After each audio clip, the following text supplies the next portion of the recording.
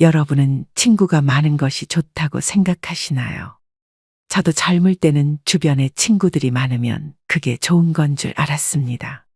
하지만 나이가 들고 보니 인간관계 갈등의 대부분은 가까운 사람에게서 일어난다는 것을 알게 되었죠. 우리는 인생을 혼자 살다 보면 외로움과 불안함을 느낍니다. 게다가 중년이 되면서부터 각자 인생의 갈림길을 걷느라 급격히 친구마저 적어지니 노년은 말할 것도 없겠습니다. 나이 들어 혼자 사는 어르신을 보고 외로우실 텐데라며 걱정하기도 하지만 요즘은 혼자 사는 삶을 스스로 선택하는 분들도 늘고 있다고 하는데요.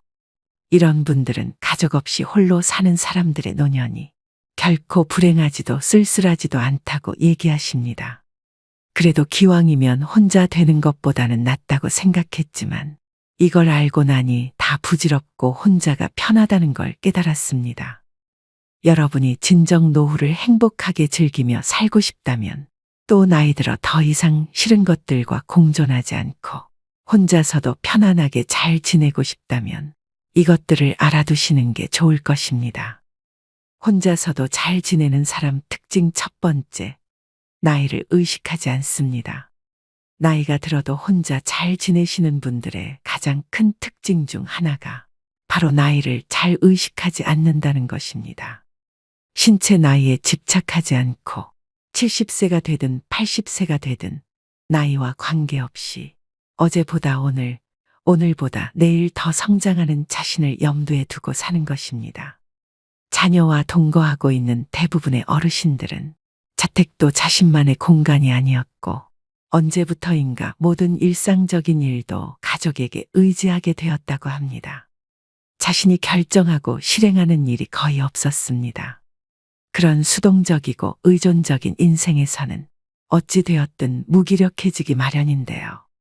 내가 지금 몇 살이기 때문에 내 나이에 맞춰서 뭔가를 해야 한다는 틀이 없으면 새로운 걸 시작하게 될 때 남의 눈치를 보지 않습니다. 나이를 의식하게 된다는 것은 결국 남을 많이 의식하기 때문일 수 있는데 그래서 시작은 젊은 사람이 하는 것이라는 세상의 통념에 따르게 될 확률이 높아집니다. 그것은 마치 물을 가득 머금은 스펀지가 더 이상 물을 머금을 수 없는 것처럼 우리가 내 안에 가득 찬 고정관념을 쏟아내고 내 나이에 대한 인식을 잊어버리게 된다면 어떨까요? 그러면 언제든 새로운 일을 시작할 수도 있고 누군가 내게 새로운 제안을 해왔을 때 흔쾌히 받아들일 수도 있게 될 것입니다. 이렇게 인생의 키를 스스로 잡고 있다는 감각, 즉 자기 인생의 주도권을 쥐고 그것을 행사하고 있다는 감각은 어르신들에게 대단히 중요한 인생의 원동력이 됩니다. 혼자서도 잘 지내는 사람 특징 두 번째, 나의 미래와 재산을 남에게 맡기지 마세요. 나의 행복을 절대 남에게 맡기면 안 됩니다. 세상 사람 중 그 누구도 나의 미래를 책임져 주지 않습니다. 오로지 나는 나 자신만이 책임질 수 있습니다. 하지만 우리는 나이가 들면 마음과 몸이 약해지면서 누군가가 내 시간과 재산을 주면 나를 책임져 준다는 말에 희망을 품기도 하죠. 하지만 어떤 경우라도 이것을 잊지 마세요. 누군가에게 내 시간과 재산을 전부 주었을 때 그때 내가 기댈 수 있는 것은 상대의 자비뿐이라면 상대의 마음 먹기에 따라 언제든 나의 자유가 제한될 수 있는 조건이라면 절대로 그에게 여러분의 시간과 재산을 주지 말기를 바랍니다. 간혹 자산가 어르신들 중 공정하지 않은 유산 분배로 인해 자녀들이 찾아오지 않거나 법정 다툼까지 가는 경우를 보게 되는데 내가 지켜본 바로 유산은 쓸 만큼 다 쓰고 나면 법이 알아서 분배토록 하는 것이 가장 탈이 없는 것 같습니다. 나름의 기준으로 둘째가 좀 어렵게 사니까 둘째를 더 줘야지.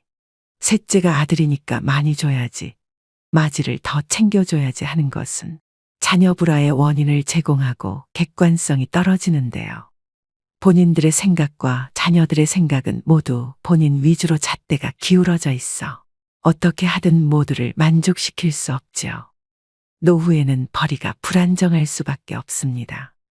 그러니 그간 살아온 인생의 열매를 수확하여 그것으로 살아갈 수밖에 없습니다.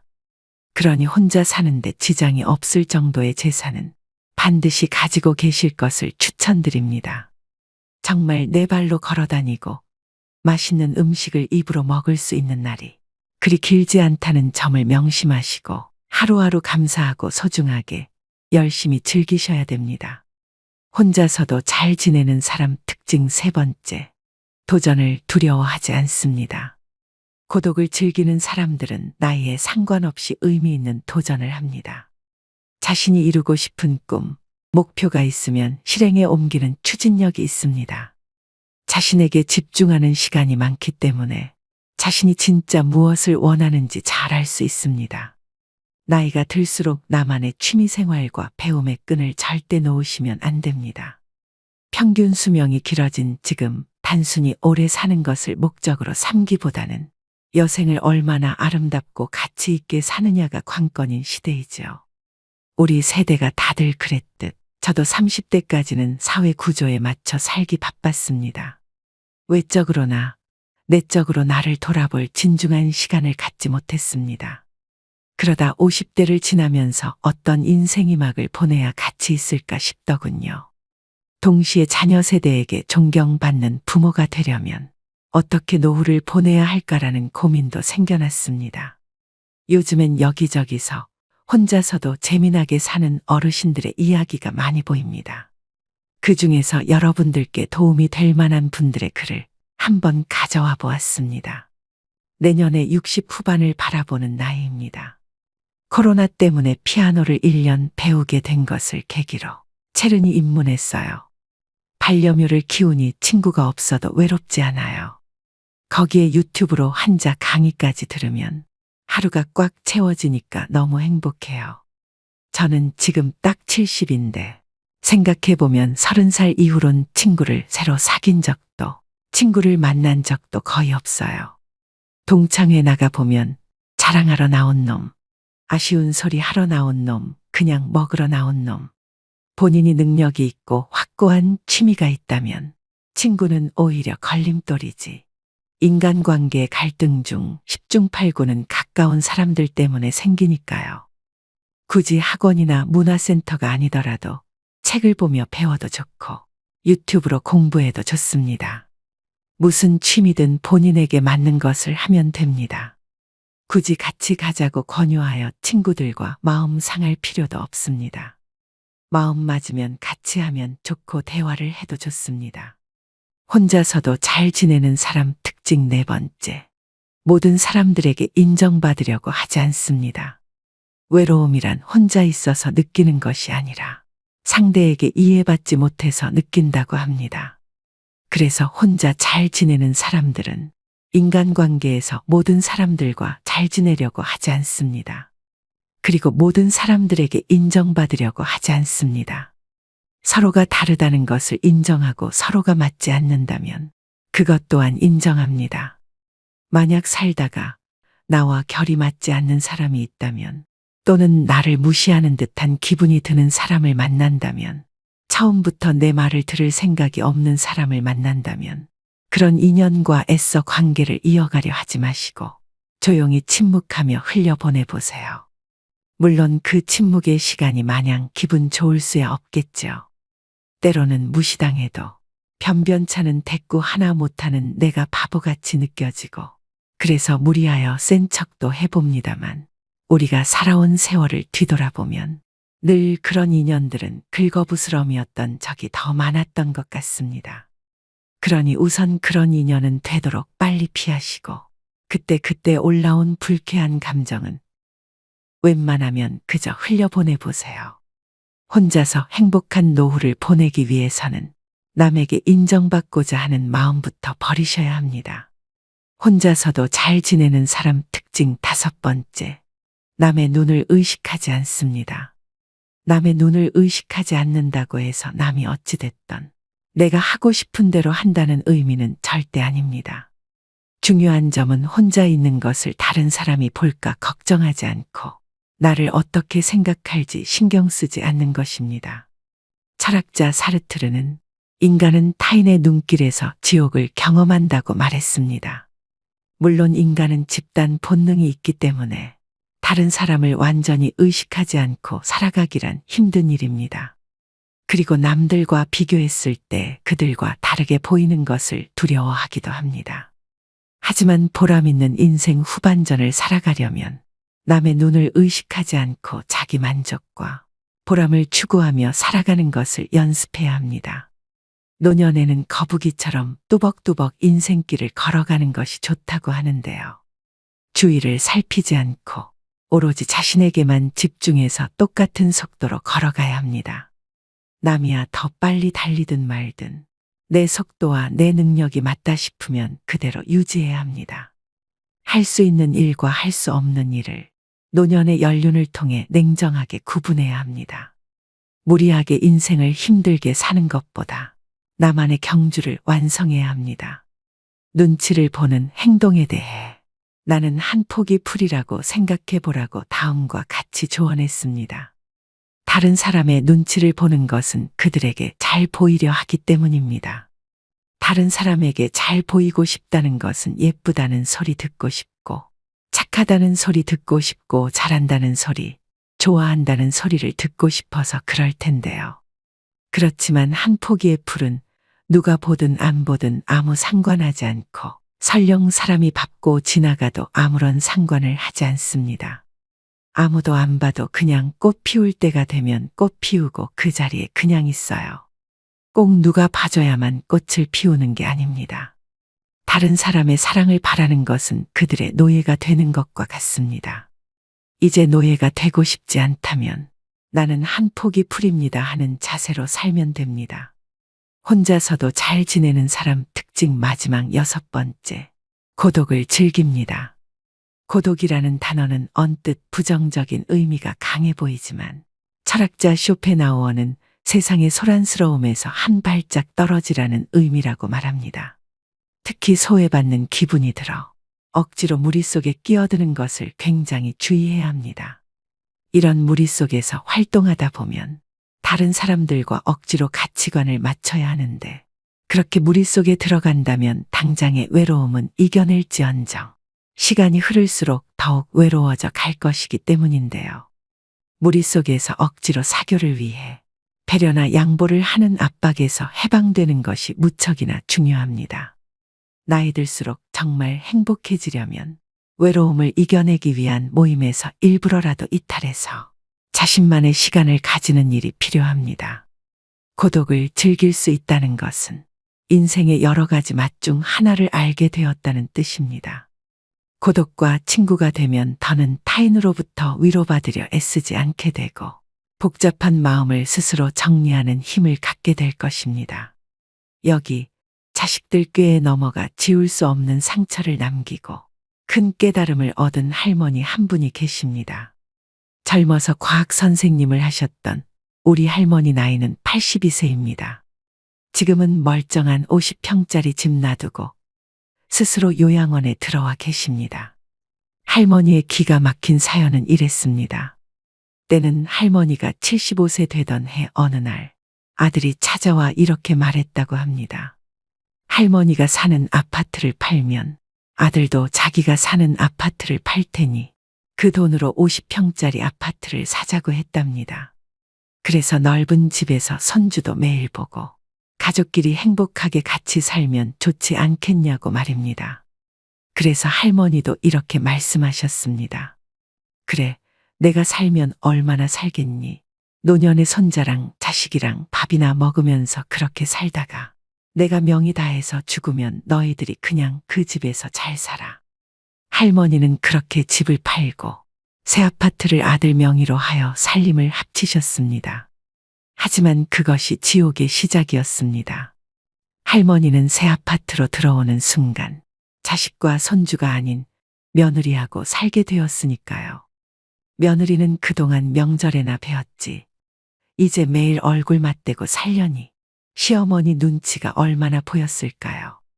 할머니 또한 무엇이든 딱딱 들어 맞아야 하는 과학을 가르치는 선생님이셨으니 얼마나 엄격하셨을까요? 할머니 입장에선 며느리가 마음에 안 드는 부분들이 보이는데 며느리는 시어머니의 잔소리가 너무 듣기 괴로웠습니다. 그리고 시어머니가 열심히 나가는 성당을 안 따라갈 수가 없었습니다. 하지만 그것도 잠시일 뿐. 참다 못한 며느리가 한날은 이렇게 말했습니다. 어머니, 저 이제 성당 못 나가요. 전 종교도 없는데 어머니 따라서 억지로 나가는 거 이제 못해요. 그러자 할머니는 이렇게 말씀하셨습니다. 아니, 성당이 가고 싶으면 가고 가기 싫다고 안 가는 데니 내가 이상한 데 데리고 가는 것도 아니고 좋은 말씀 듣고 행복하라는데 그게 그렇게 싫으니. 그렇게 할머니와 며느리 고부간의 갈등은 날이 갈수록 심해졌습니다. 급기야 며느리는 여보, 나 어머니랑 밥 먹으면 체하니까 따로 먹을게. 그러고는 자기 밥상을 따로 챙겨서 방으로 들어가 버리기 이르렀습니다. 그런데 문제는 지금부터 시작이었습니다. 잠깐 같이 살다가 세상을 뜰 거라던 할머니는 세상이 좋아지고 의료기술이 발달하다 보니 80세가 넘으셔도 정정하셨습니다. 그것도 전 재산 아들에게 다 주고 빈털터리로 말입니다. 한날은 할머니가 성당에 가서 신부님에게 머리를 내밀고는 만져보라고 하였습니다. 신부님이 할머니의 머리를 만져보자 놀랍게도 머리에 혹이 2개나 생겼다고 합니다. 30대 며느리는 시집살이를 울면서 참겠지만 60된 며느리는 참지 않았습니다. 그러니까 나중에는 아예 치고받으며 싸우는 지경까지 간 것이죠.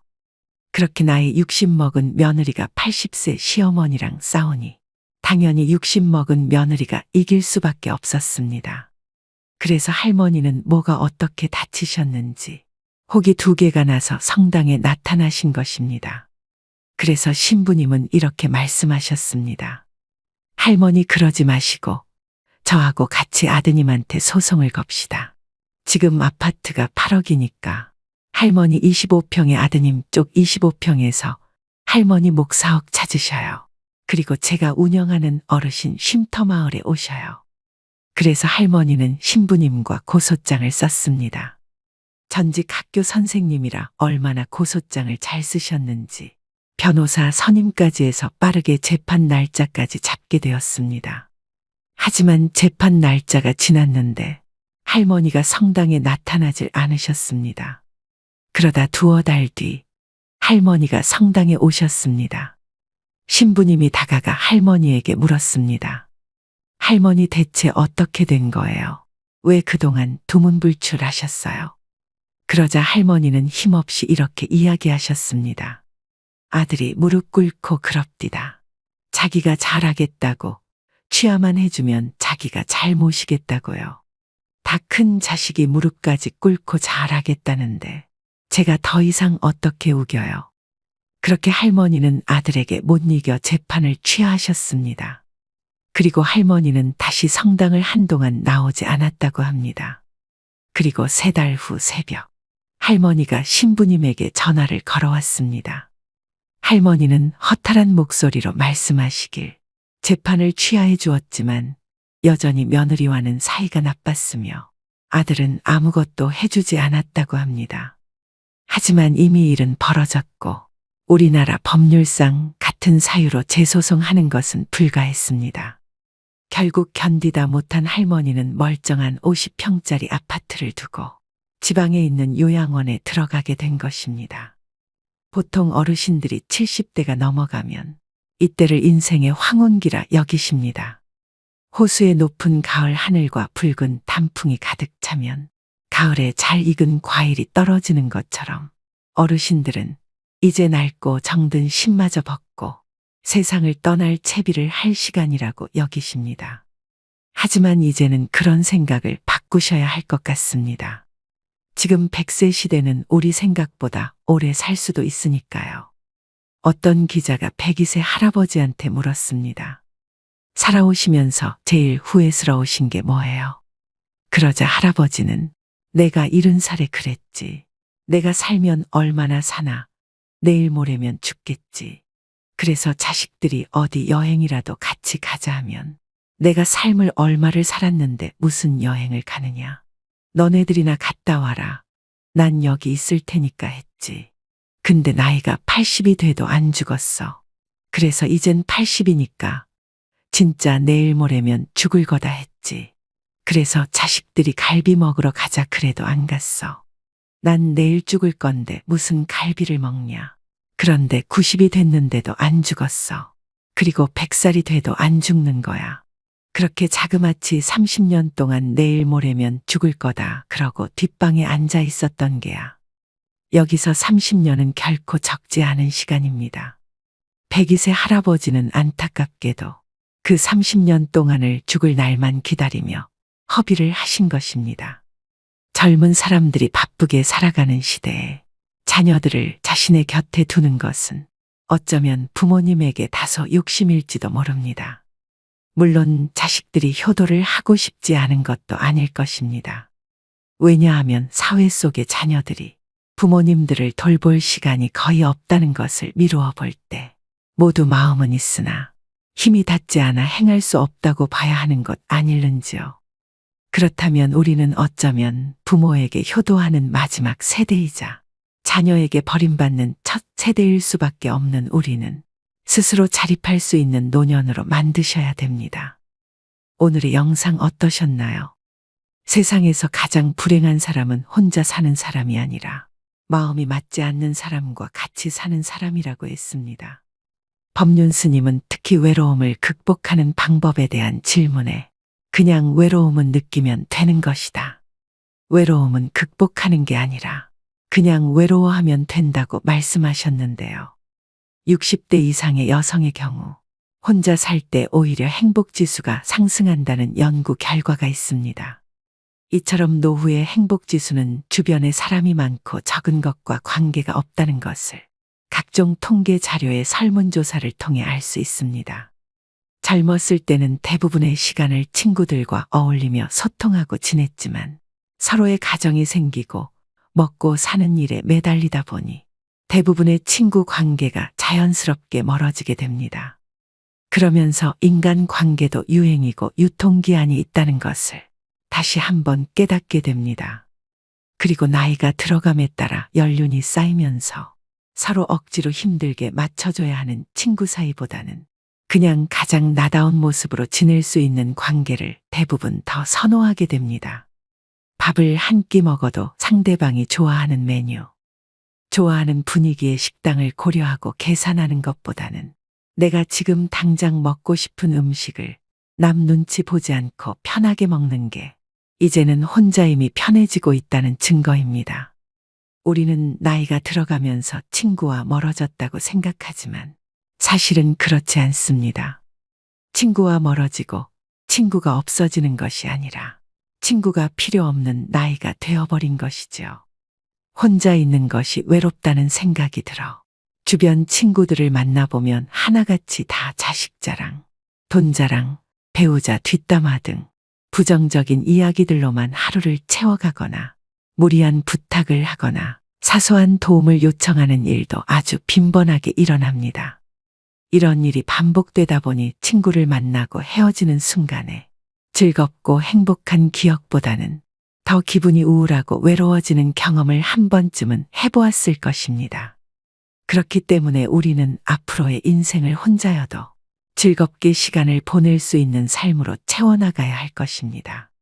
주변 사람들과 적당한 거리를 두는 것, 단지 외롭다는 이유 하나만으로 사람들과 관계하지 않고 나를 힘들게 하고 스트레스 받는 관계에 대해 단호하게 거절하고 혼자 잘 지낼 줄 아는 것, 그것이 바로 현명한 노후 설계의 첫 번째 단계 아닐까요? 오늘도 노후의 지혜와 함께 해주셔서 감사드립니다.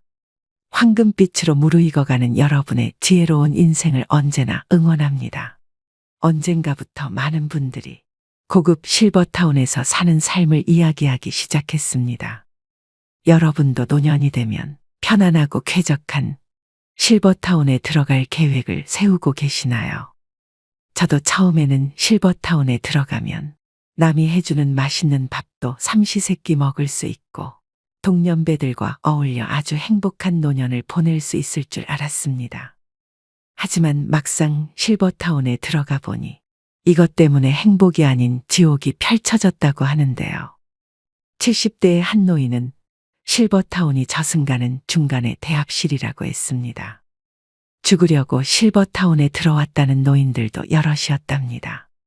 큰맘 먹고 실버타운 들어갔다가 돈만 날리고 살던 곳으로 다시 돌아가는 이유를 아시나요?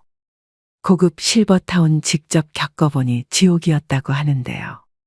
나이든 70대 노인이 실버타운을 뛰쳐나온 이유는 무엇일까요?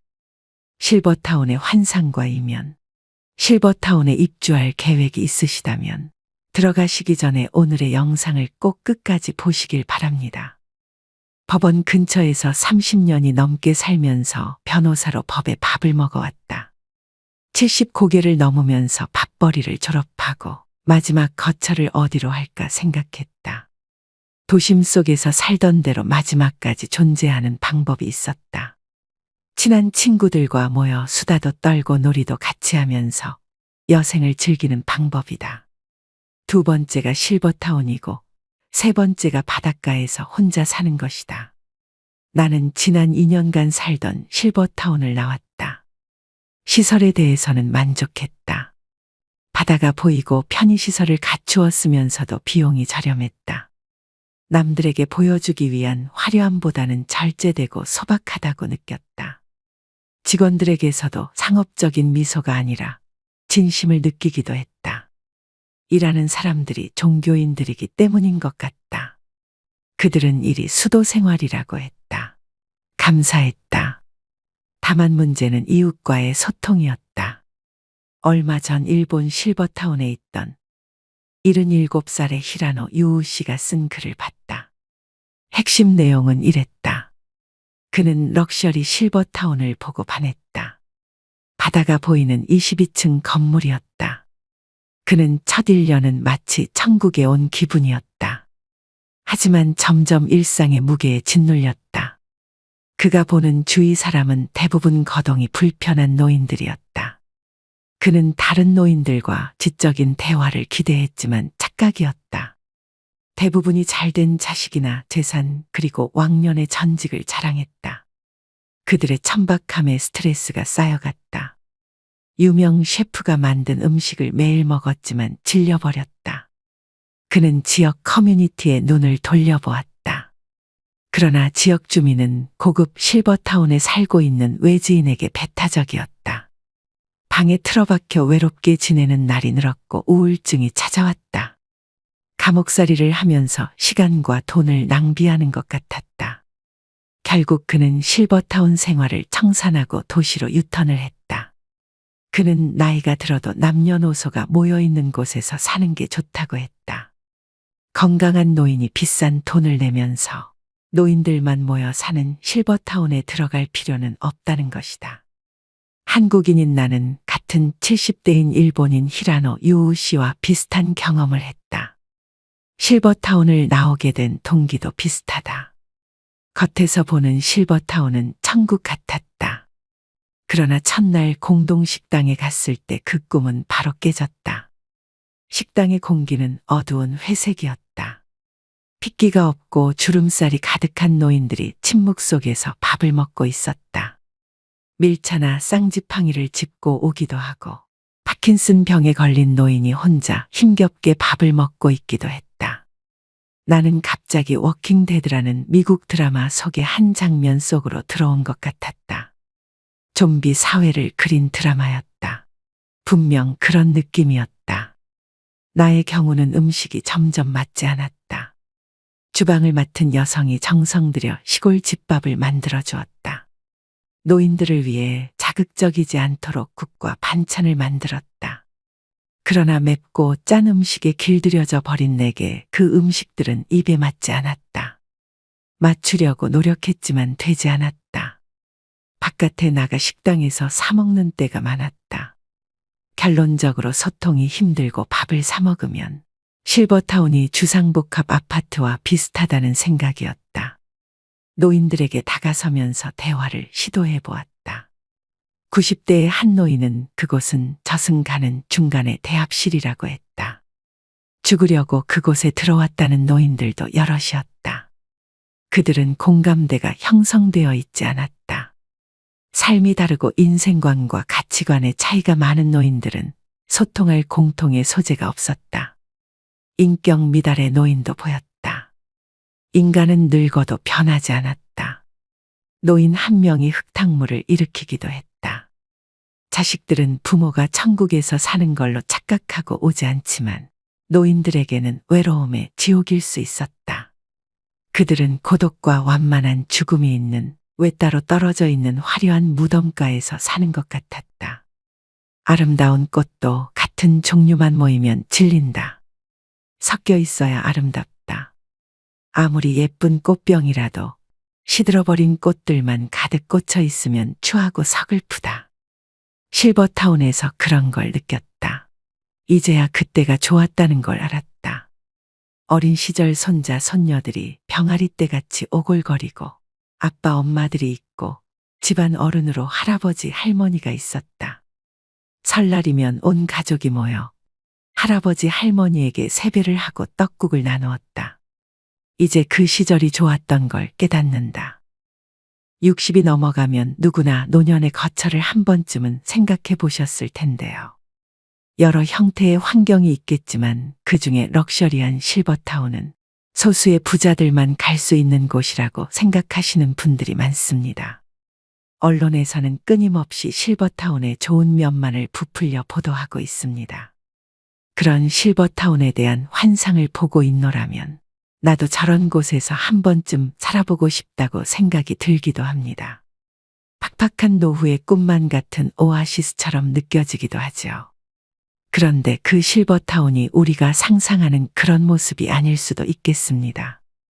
전문 셰프가 때마다 해주는 수준 높은 요리를 매일 먹을 수 있다는 것은 아주 특별한 경험이지만 그 특별한 기분이 한 달을 넘기지 못하고 갖가지 유기농의 건강식으로 차려진 밥상이 금방 시들해졌다고 합니다. 그뿐만 아니라 실버타운에 살아보신 분들은 이구동성으로 입을 모아 말합니다. 나이 들수록 젊은 세대들을 보면서 에너지를 얻어도 시원찮은데 온통 노인들만 있는 노인천지에 스스로 왜 들어가냐는 것입니다. 들어가기 전에는 세상에 눈치 볼 일 없이 마음 맞는 또래들과 즐겁게 지내며 살 줄 알았는데 막상 들어가니 모여서 입만 열면 자식 자랑, 돈 자랑, 자기 자랑에 살던 곳에서 살기 전보다 심적으로 더욱 외로움을 느꼈다는 분들이 많습니다. 모든 것을 종합해 본 결과 노후에는 뭐니 뭐니 해도 내가 살던 곳, 내가 살던 집이 최고인데요. 여기 그럼에도 불구하고 실버타운으로 노후 거처를 결정하고 입주한 70대 부부가 있습니다. 입주한 지 1년도 채 되지 않았지만 당장이라도 실버타운을 나오고 싶다고 하는데요. 적지 않은 중도해지 위약금 때문에 이러지도 저러지도 못하는 상황이라고 합니다. 실버타운에서 노부부에게 어떤 일이 벌어진 걸까요? 이봐, 계속 그렇게 누워만 있을 건가? 그러지 말고 나랑 같이 밥 먹으러 가세. 그놈의 식당은 당신이나 가요. 난 여기서 대충 김치랑 해서 때우면 돼요. 박씨 할머니는 고민할 가치도 없다는 듯 단칼에 할아버지의 말을 잘라버립니다. 할아버지는 답답하다는 듯 다시 다그칩니다. 아니, 지하 식당에 이미 김치랑 밥이 다 있는데 대체 왜 안 가겠다는 거야? 여기 오기 전에는 일평생 밥만 해서 남이 해준 밥 먹고 사는 게 소원이라고 했잖아. 그때는 이럴 줄 몰랐으니까 그랬죠. 내 그 여편네들 얼굴 보면서 밥 먹고 체할 바에는 그냥 여기서 혼자 굶어 죽는 게 나아요. 할아버지는 한숨을 내쉬며 현관문을 열고 나섭니다. 그러자 실버타운 복도의 지하 식당으로 가기 위해 엘리베이터로 향하는 노인들이 보입니다.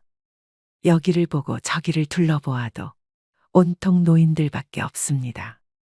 지금 밥 먹으러 가는 길이세요. 그런데 왜 혼자 나오셨어요? 언니는 밥 안 드신대요. 같은 층에 사는 심씨 할머니가 할아버지에게 인사를 합니다. 심씨 할머니는 70대지만 허리도 굽지 않았고 몸매도 관리가 잘 되어 날씬합니다. 거기에 풍성한 은갈색 머리를 펌까지 하고 입술엔 연한 분홍색 립스틱을 발라서 무척이나 지적이고 세련되어 보였는데 곱게 늙었다는 전형이 있다면 바로 심씨 할머니를 가리키는 말일 것입니다. 집사람은 속이 안 좋아서 못 먹겠대요. 요즘 자주 저러네요. 어머, 많이 안 좋으신가 봐요. 안 그래도 요즘 통 안 보이셔서 걱정했거든요. 할아버지는 심씨 할머니의 걱정이 진심이 아니라는 것을 잘 압니다. 그래도 예의상 거칠에 적당한 말을 나누다가 엘리베이터 문이 열리자 발걸음을 옮기는 할아버지입니다. 그리고 어색한 침묵이 흐르는 엘리베이터 안은 온통 백발 노인들입니다. 다들 젊었던 시절엔 한가닥 하던 사람들이라 그런지 옷도 비싸 보이고 이발도 단정하게 정리되어 있습니다. 할아버지는 군중 속에서, 그것도 온통 노인들 뿐인 무리 속에서 문득 가슴 깊숙한 곳에서부터 쓸쓸함이 밀려오는 걸 느꼈습니다. 그리고 그 쓸쓸함은 이내 답답함과 괴리감으로 바뀌어 할아버지를 압박합니다. 내가 그리던 노후 생활이 이런 것이었던가? 대체 어디서부터 무엇이 잘못된 것인가? 그렇게 할아버지는 엘리베이터가 지하 식당으로 내려가는 동안 이 실버타운에 들어오기 전 날들을 떠올려 봅니다. 3개월 전 아내인 박씨 할머니는 실버타운 입주를 계약하면서 드디어 삼시세끼 식모살이에서 벗어나게 됐다고 뛸 듯이 좋아했습니다. 그리고 평소 느슨한 할아버지의 뒤치다꺼리 할 일도 사라졌다고 말했습니다. 사실 박씨 할머니는 몇 년 전부터 치밀하게 실버타운 입주 준비를 해왔습니다. 그래서 지내던 단독주택을 업자를 수시로 불러서 2년에 걸쳐 여기저기를 고치고 리모델링했습니다. 심지어 구들장에 있는 황토방 별채는 두 부부가 겨울에 애용하던 곳이지만 아궁이에 불을 떼서 그름이 생기면 집값이 떨어진다고 2년 전부터 사용하지 않았습니다. 그리고 그 봄에 집을 3억에 팔았습니다. 그렇게 박씨 할머니 부부는 주택 매매를 통한 이익과 남편의 퇴직금과 그간 모아둔 돈을 바탕으로 지금의 실버타운에 들어오게 된 것입니다. 하지만 두 부부는 입주 첫날부터 생각지도 못한 광경에 당황했습니다. 아유, 이번에 새로 들어오는 분인가 봐. 들어온 첫날부터 앞집, 옆집, 뒷집에서 사람들이 몰려왔습니다. 어머, 누가 요즘 소파를 전동 기능도 없는 걸 쓴대. 맞아요. 저런 거 쓰면 우리 같은 노인네들은 허리 나가요. 근데 TV가 42인치면 너무 작지 않나? 에이, 설마. 저런 건 침실용 TV겠죠. 그래도 난 57인치는 돼야 볼만하던데. 그리고 너무 싸구려 쓰면 눈이 침침해져서 못 보겠더라고. 실버타운 노인들은 이삿짐 옮기는 일은 거들지 않으면서 남의 집 살림살이에 한마디씩 거드는 건 멈출 줄을 모릅니다. 박씨 할머니 성격에 평소 같았으면 남의 집 살림살이에 웬 참견이라고 그렇게 할 일이 없으며 시간이 남아도냐고 한마디 했겠지만 이제 매일 얼굴 봐야 할 이웃들이기에, 그리고 정말로 다들 시간이 남아도는 할 일 없는 노인들이었기에 뭐라 할 말이 없었습니다.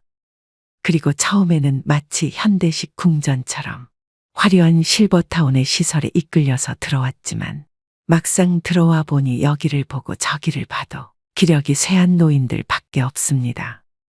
실버타운은 처음이라 좀 당황스러우시죠?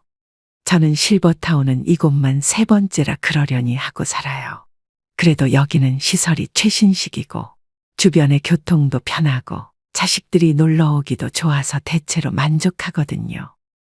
언젠가부터 식당에서 두 부부에게 말을 걸어오는 심씨 할머니입니다. 심씨는 알고 보니 이사 온 첫날에 한마디씩 거들던 그 노인 중 한 명입니다. 심씨는 식당에 밥 먹으러 오면서 매번 화장해 옷까지 화려한 외출복으로 풀착장을 합니다. 대체 그 여자는 왜 그런데요? 자식이 얼마나 자주 찾아오는지, 자식이 용돈을 얼마나 많이 주는지 내가 물어보지도 않은 그런 이야기들을 뭐하러 하냐고요. 그러니까 그냥 한 귀로 듣고 흘려. 뭐하러 그런 이야기 진지하게 들어. 내가 보니 그 여자 순 허풍쟁이야. 그래요, 과장을 할 수도 있겠지. 그런데 그거를 고려한다 해도 아무리 봐도 우리 집은 그 정도 수준이 아니라는 생각이 드는 게 문제죠. 아주 그 여자 얘기를 들어보면 자식들이 동화책에도 안 나올 천사들이야. 그냥 어쩌다 한 번 한 거를 과장해서 매일매일 얘기를 하니 빈정이 상해서 들어줄 수가 있나. 박씨 할머니는 그뿐만 아니라 실버타운에 들어오고부터는 자식과의 사이도 나빠졌습니다. 이유인 즉슨 심씨 할머니를 필두로 실버타운 노인들은 모이기만 하면 어느 집 자식은 언제도 오고 언제도 실버타운에 찾아온다더라. 우리 집 자식은 이번 달에 용돈을 얼마 주고 저번 달에는 보너스 받았다고 2배로 줬다. 우리 집 딸은 이번에 생일 선물로 명품백을 사줬다. 하루 종일 이런 이야기를 나누며 시간을 보냅니다. 그러다 보니 박씨 할머니도 여기에 영향을 안 받을 수가 없습니다. 그래서 자식에게 괜히 전화해서 언제 올 수 있냐며 은근히 압박을 주기 시작했습니다. 아들 잘 지내고 있지? 네, 근데 오늘은 또 무슨 일이세요? 아니, 별건 아니고 이번 주말에 여기로 한번 놀러 오지 않겠니? 이번 참에 우리 손주도 보고 너 맛있는 것도 싸줄 겸 말이다. 제가 어제도 당분간 바빠서 못 간다고 말씀드렸잖아요. 통 안 그러시다가 요즘 왜 이렇게 무리한 요구를 하세요? 그렇게 그날 박씨 할머니의 아들은 반복되는 어머니의 전화에 참다 못해 난생 처음으로 어머니에게 언성을 높였습니다. 놀란 할아버지가 전화를 바꿔서 여기 분위기가 그렇다며 아들에게 자초지종을 설명하고는 그냥 못 들은 걸로 하라며 중재를 하지 않았다면 더 큰 가정불화로 이어질 뻔하였습니다. 그리고 박씨 할머니는 전화를 끊고 나중에서야 아들에게 너무 미안한 마음이 들었습니다. 자식에게 물려줄 것도 변변찮은데 그나마 있는 돈도 실버타운에 입주한다고 죄다 쓰고 있는데도 한마디 원망도 안 하던 착한 아들한테 여기 실버타운 분위기에 휩쓸려서 자신이 무슨 짓을 했는지 모르겠다며 후회하는 할머니였습니다. 그리고 할아버지도 실버타운 생활이 불편하긴 마찬가지였습니다. 처음엔 비슷한 연령대, 비슷한 계층의 사람들이 모이니 말이 잘 통할 줄 알았지만 다들 하루 종일 자기 현역 시절에 잘 나갔던 이야기만 늘어놓기 바빴습니다. 당신이 옛날 중소기업 중간관리직을 할 때 나는 그거 10배 되는 회사를 직접 경영한 사람이야. 이런 말을 하며 의시되는 사람들이 있는가 하면 같은 대기업 출신들끼리는 서로의 호칭을 부장님이나 상무님 같은 자기들 현역 시절의 직급으로 부르며 무리를 짓고 있었죠. 할아버지는 이 상황이 이해가 가지 않았습니다. 이게 뭐 하는 짓인가, 이제 다 같이 은퇴해 늙어가는 처지에 무슨 급을 나누며 으스대거나 기가 죽고 있어야 하는지 도무지 이해가 가지 않았습니다. 내가 이러려고 몇 억이 넘는 보증금을 내고 다달이 수백을 쓰고 있는 건가. 할아버지는 날이 갈수록 실버타운에 대한 의구심이 늘어만 갔습니다. 여러분 어떠신가요? 내 집에서 내 마음대로 사는 게 최고 행복이라는 것에 동의하시나요? 물론 실버타운에 적합한 어르신들도 있을 것입니다. 중요한 것은 나의 성향과 맞는 노후 주거지가 분명 있을 텐데요. 자신에 대해 먼저 충분히 파악한 후 결정하셔도 늦지 않습니다. 그렇다면 노후의 주거지가 결정되면 노후 준비는 끝난 걸까요? 절대 아닙니다. 노후의 주거지만큼 중요하고 대비해야 되는 것이 죽음 이후 바로 장례 준비인데요. 인간이 태어나고 늙고 병듦에 따라 필연적인 죽음을 인정하고 준비하는 것. 어쩌면 사랑하는 가족의 죽음과 장례를 통해 남겨진 가족들은 인생의 유한함과 소중함을 느끼게 해주고 더 참된 인생을 살아갈 수 있게끔 인도하는 선물이 아닐까 싶은데요. 월 단돈 100원으로 인생에서 반드시 발생하는 일을 대비하고 1년에 10만 원 이상의 이득을 볼 수 있는 서비스가 있다면 믿으실 수 있나요? 이거 사기 아니야 라고 생각할 수 있을 만큼 그 어디에서도 볼 수 없고 믿을 수도 없는 100원 상조에 대해 지금부터 여러분에게 알려드리려고 합니다. 말 그대로 매달 100원만 납입하면 매년 올라가는 장례 비용과 상관없이 평생 지금 장례 가격을 보장해드리는 고위상조 업체의 상조 서비스입니다. 즉, 장례 발생 시까지 100원을 납부하고 잔액은 장례식 이후 후불로 납부하게 되는데요.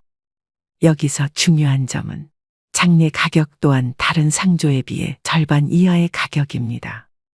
그렇다면 왜 100원인가요? 또 이게 가능한 건가요? 라고 반문하시는 분들도 계실 겁니다. 많은 분들이 아시다시피 장례 산업은 대표적으로 거품과 상술이 가득한 산업입니다. 고위상조는 이러한 불합리한 부분을 없애고 싶었는데요. 광고와 하청 운영 등 비용을 없애고 고객님들에게 내어드릴 수 있는 서비스를 최대화, 효율화했습니다. 또한 카카오벤처스 투자, 신용보증기금 지원 등 탄탄하고 안정적인 자본으로 믿을 수 있습니다. 고위상조의 100원 상조를 무조건 선택해야 되는 이유 4가지를 말씀드리겠습니다. 100원 상조 선택 안 하면 손해보는 이유 첫째. 장례 비용 오를 걱정 없이 지금 가격을 평생 보장해드립니다. 우리나라 40, 50대 2명 중 1명은 이미 상조에 가입했습니다. 그만큼 나이가 들수록 상조에 대해 관심이 커지고 당연하게 준비할 수밖에 없는 삶의 과정 중에 하나라고 생각을 하십니다. 요즘은 필수가 되어버린 상조 준비. 누가 더 효율적으로 준비하냐에 따라 노후의 질이 갈립니다. 처음 약속한 금액보다 실제 지불하는 비용이 높고 서비스 품질은 형편없는 장례가 반복되고 있습니다. 고인은 과도한 마케팅 비용, 하청 수수료를 없애고 더 높은 품질의 장례 용품에 투자했습니다. 지금 가입하면 매년 올라가는 장례 비용 걱정 없이 월 100원으로 10년 뒤 400만 원 이상을 절감할 수 있습니다. 둘째, 부담 없는 월 납입금 100원이면 충분합니다. 보통 상조라고 하면 바가지 비용으로 눈탱이 맞을까 걱정하시는 분들이 많습니다. 이미 상조에 가입하신 분들은 월 3만 원에서 6만 원 이상까지 월 회비를 납입하고 계실 텐데요. 100원 상조는 IT 기술과 투명한 서비스 정책으로 불합리한 가격 거품을 쫙 빼고 장례 발생 시 타사 대비 절반 가격으로도 최소한의 운영이익을 확보하기 때문에 월 100원 상조가 가능하게 됩니다. 예를 들어 타사가 600만 원 상조 비용일 경우 고인은 절반도 채 안 되는 299만 원의 합리적 비용으로 진행됩니다. 또한 고객이 믿고 맡긴 돈으로 투자 수익을 얻지 않습니다. 아름답고 깊은 애도를 위한 장례 준비는 월 100원이면 충분합니다. 이처럼 월 납입금과 장례 비용 부담을 모두 줄이고 높은 품질의 장례 서비스를 제공합니다. 셋째, 상조 잘못 골랐다간 큰 코 다칩니다. 상조 중에는 무책임한 운영으로 폐업하는 곳도 많아서 고객이 예치한 돈을 전액 받지 못하는 경우도 있습니다. 가전 등 상품을 받을 땐 좋지만 만약 계약할 일이 생기면 위약금이 발생합니다. 고위상조는 투명하고 정직한 장례를 위해 3가지 약속을 지키고 있습니다. 첫째, 업계 최초 장례 품목별 가격 정찰제. 둘째, 미사용품 100% 현금 공제. 셋째, 서비스 불만족 시 100% 환불 정책. 이처럼 한 번뿐인 장례, 믿고 맡길 수 있어야 합니다. 넷째, 고이 믿을 만한 곳일까요? 전적으로 믿으셔도 됩니다. 일단 고인은 국민은행과의 예치를 통해 고객의 납입금을 100% 안전하게 보관하기에 이를 걱정을 하실 필요가 없습니다. 예치한 금액도 원할 시에 위약금 없이 100% 돌려드립니다. 장례에서는 노잣돈 유도 등도 절대 하지 않습니다. 가격은 절반이지만 장례 퀄리티는 100점 만점에 100점입니다. 품질을 높이기 위해 거품을 없앤 만큼 이미 이용하신 분들의 후기로 증명되고 있는데요. 5점 만점 후기 평점에 4.9점 이상의 후기로 그 사실을 보여주고 있습니다. 중요한 장례 지도사의 선별에도 신원 확인 및 평판 조회, 인성 실무 면접 등 4단계 검증 시스템을 통해 믿을 수 있는 장례지도사만 고집하기에 더욱 믿고 맡길 수 있는 상조인 것이죠. 어떠신가요, 여러분? 이렇게 합리적이고 투명한 상조 서비스를 놓친다면 두고두고 후회하게 될 텐데요. 여기서 상조 관련 자주 묻는 질문 3가지에 대해 답변 드리겠습니다. 첫 번째, 저는 이미 상조에 가입해 있어요. 상조에 가입해 두셨다니 잘 대비하고 계십니다. 다만 이미 가입했더라도 꼼꼼히 살펴보셔야 합니다. 해약하더라도 더욱 이득을 볼 수 있고 완납 후 환급을 받더라도 그 이상 이득을 보실 수 있기 때문입니다. 두 번째, 장례식장에서 알아서 해준다던데요. 맞습니다. 다만 장례식장에서는 더 낮은 퀄리티에 더 비싸게 장례를 치를 수 있습니다. 장례식장의 장례지도사는 빈소에 1시간에서 2시간 들르고 물품을 파는 역할이 주입니다. 고위상조의 장례지도사는 처음부터 끝까지 책임집니다. 장례식장에서 준비하는 기본용품은 비용이 비싸고 식비 추가 비용 관리가 안 됩니다. 식비를 관리해주는 상조와 달리 장례식장은 많이 나올수록 이득이므로 수십만 원을 추가로 부담하게 되는 셈입니다. 금융하면 토스, 배달하면 배민인 것처럼 장례하면 고의가 되도록 노력한다고 하니 한번 믿고 함께 하셔도 좋을 것 같습니다. 세 번째, 꼭 지금 가입해야 할까요? 네, 맞습니다. 상조 가입은 빠르면 빠를수록 좋습니다. 앞서 말씀드렸다시피 매년 장례 비용은 5에서 10%씩 비싸집니다. 지금 월 100원만 내면 10년 뒤 장례 비용을 400만 원 이상 절감하는 효과가 있는데요. 이것만으로도 바로 가입하셔야 되는 이유 충분하겠죠? 모르면 바보 되는 장례 준비에 대해 알려드렸습니다. 사랑하는 가족과 그 가족들에게 부담을 주지 않을 미래의 내 장례를 위해서라도 지금 선택하셔야 됩니다. 죽음과 장례는 어느 누구라도 피해갈 수 없는 삶의 과정인데요. 투명하고 합리적인 고위상조의 100원 상조를 통해 미래를 준비하시는 건 어떨까요? 전화 상담 필요하신 분들을 위해 전화번호 남겨드립니다. 고위상조 1666-9784입니다. 이미 상조에 가입하신 분들도 상담만 받아보고 싶은 분들도 부담 없이 전화하시면 됩니다. 여러분 모두 현명한 장례, 현명한 고위 선택하시길 바랍니다. 오늘도 노후의 지혜와 함께 해주셔서 감사드립니다. 황금빛으로 무르익어가는 여러분의 지혜로운 인생을 언제나 응원합니다.